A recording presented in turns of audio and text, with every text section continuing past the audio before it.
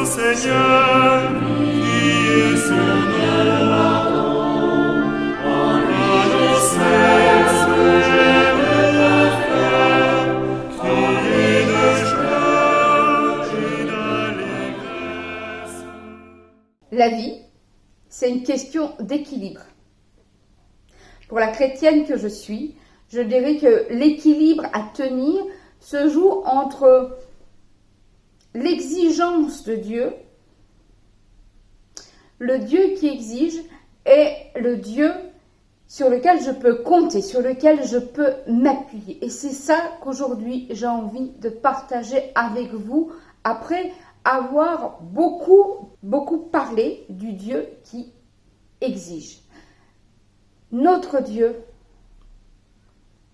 est un Dieu sur lequel on peut compter, sur lequel on peut s'appuyer. Aujourd'hui, je le dis, mon Dieu est mon assurance.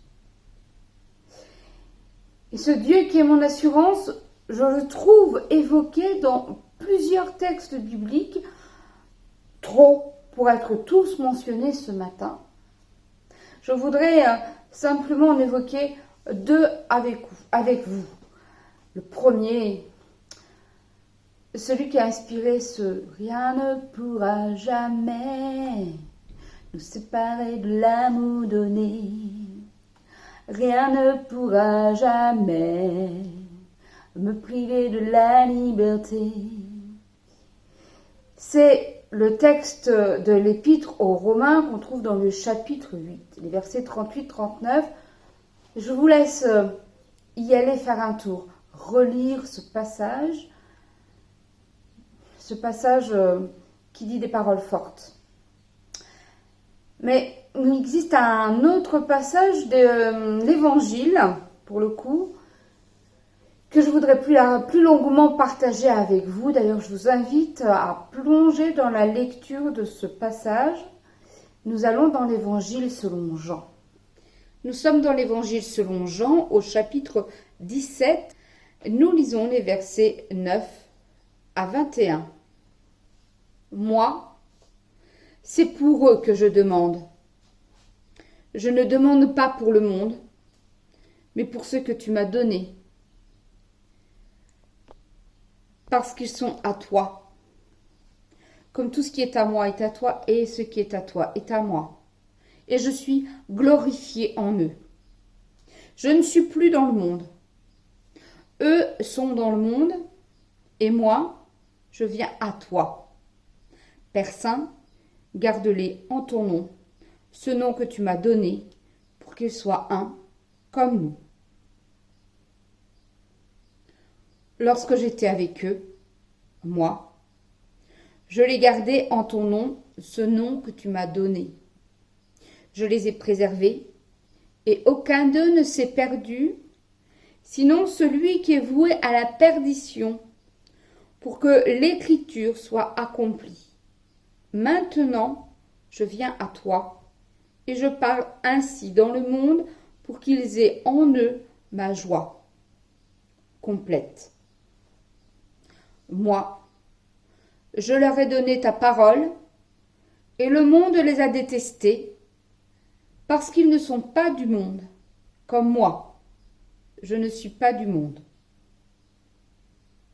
Je ne te demande pas de les enlever du monde, mais de les garder du mauvais. Ils ne sont pas du monde, comme moi, je ne suis pas du monde. Consacre-les par la vérité. C'est ta parole qui est la vérité. Comme tu m'as envoyé dans le monde, moi aussi, je les ai envoyés dans le monde. Et moi, je me consacre moi-même pour eux, pour qu'eux aussi soient consacrés par la vérité.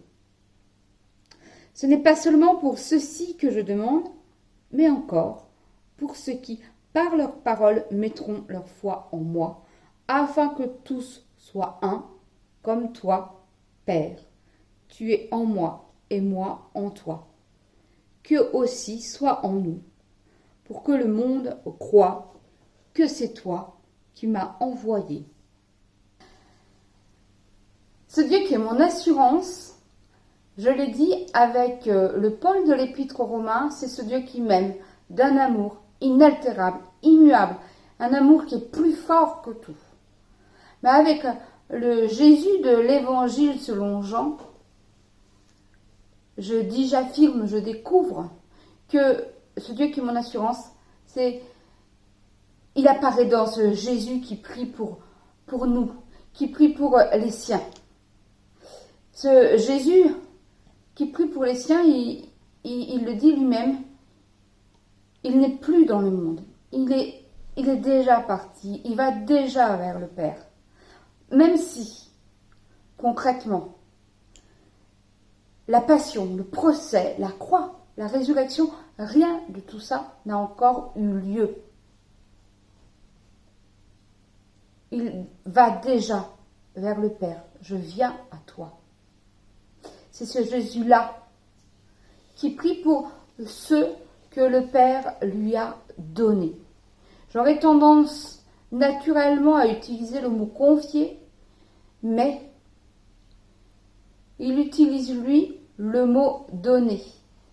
Ce mot qu'on trouve déjà plus tôt au chapitre 3 de l'évangile de Jean dans la bouche de Jésus qui dit « Dieu a tant aimé le monde qu'il a donné son Fils unique ». Le Dieu qui est mon assurance, c'est ce Dieu qui prie pour ceux que le Père lui a donnés.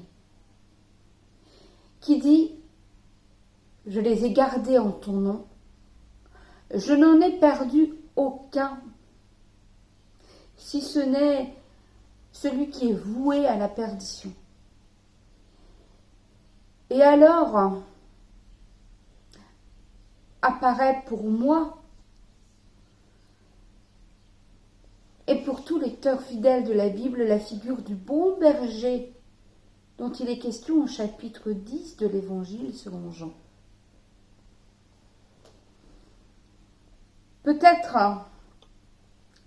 plus connu bien sûr, comment ne pas penser à ce moment-là à la parabole de la brebis perdue et s'interroger. Mais l'évangile de Jean n'utilise pas cette parabole de la brebis perdue qu'on trouve dans l'évangile selon Matthieu et dans l'évangile selon Luc. Ce Dieu qui est mon assurance, il se dit à travers ce Jésus qui prie et qui dit « Je ne prie pas pour le monde, je prie pour ceux que tu m'as donnés. Et je ne prie pas pour que tu les enlèves du monde, mais pour que tu les gardes du mauvais. » Et il fait la différence entre le monde et le mauvais. Ce Jésus qui prie pour ceux que le Père lui a donnés, il prie pour nous. Il prie pour ses disciples, bien sûr, mais par extension, il prie pour nous. Et ce qu'il demande au Père, c'est de les garder dans son nom. Et ce qu'il demande au Père, c'est que tous soient un. Comme le Père et le Fils sont un.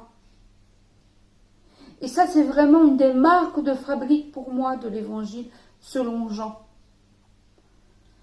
D'évoquer sans cesse cette unité entre le Père et le Fils, comme quelque chose qui est tellement fort, j'ai envie de dire inextricable. Et c'est ça qu'il veut pour ceux que le Père lui a donnés. Il veut cette unité-là. Une unité telle que dire c'est moi, c'est dire c'est lui, c'est l'autre, quel que soit cet autre, dans le nom du Seigneur. Et le Jésus qui prie, alors qu'il n'est déjà plus dans le monde et qu'il va vers le Père, avant même le procès, avant même la passion, avant même la croix. avant même la résurrection. Ce pour quoi il prie, c'est pour la communion de ce que le Père lui a donné.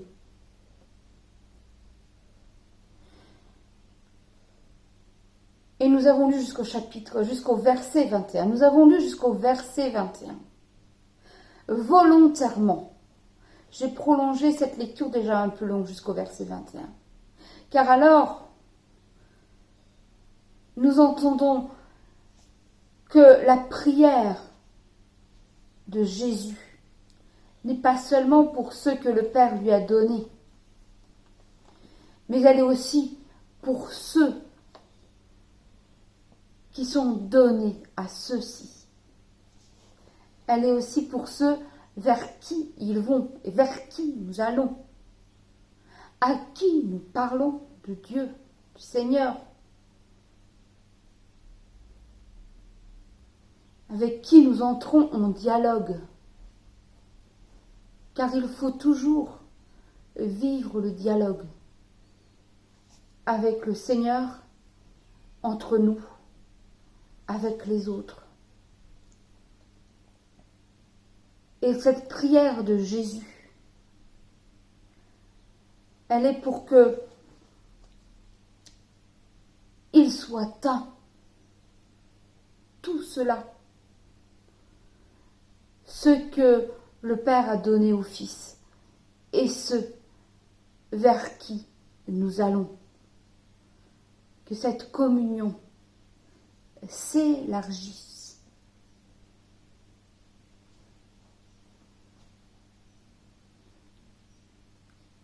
Dieu est mon assurance. Ce Dieu qui m'aime et qui aime chacun d'entre nous. Et chacun de ceux vers qui nous allons au nom du Père. Dieu est mon assurance. Celui qui se manifeste à travers le Jésus qui prie pour nous. Pas seulement pour moi. Pas spécialement pour moi, mais pour nous.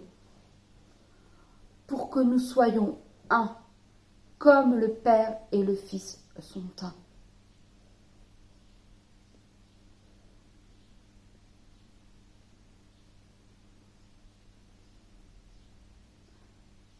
Mon Dieu est mon assurance. Celui qui élargit sa prière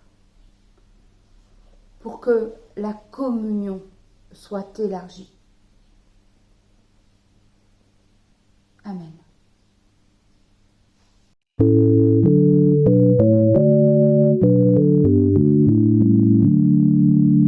Que nos chants joyeux, nos cris d'allégresse jaillissent vers Dieu le puissant Seigneur qui met sa vigueur dans notre faiblesse. Les corps et les hautbois, l'éclat des trompettes, nos luttes et nos voix diront quelle ardeur brûle notre cœur en ce jour de fête. Dieu nous a donné ce jour d'espérance, il l'a ordonné pour nous réunir dans le souvenir de sa délivrance. J'entends une voix nouvelle qui dit lève-toi, redresse ton dos, j'ôte